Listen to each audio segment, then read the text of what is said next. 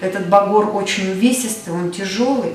Именно благодаря этому багру можно было цеплять бревно, да, подтягивать к себе, направлять его.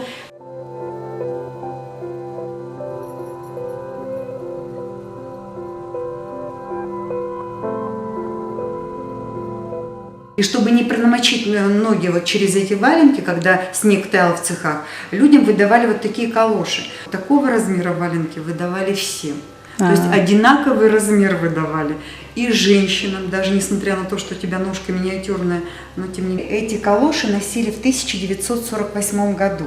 У них есть отверстие специально для каблука. Для чего? Для того, чтобы вот эти калоши надеть на туфли. То есть это своего рода такие чехлы для туфель, чтобы не замарать туфли грязью.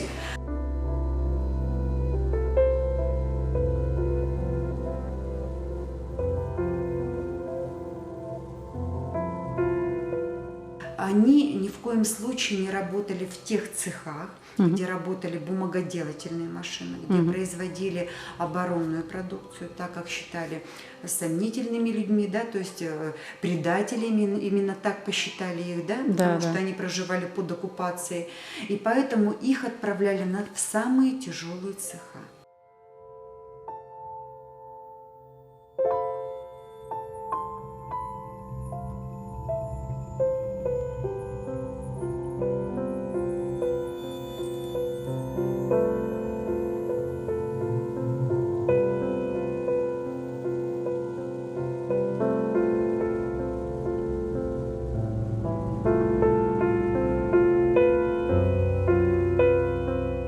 В каждой комнате стояла по печке, не было туалетов.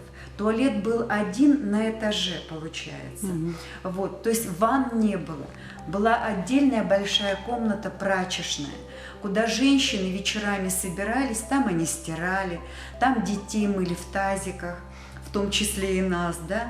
Я так хорошо помню, как они общались друг с другом.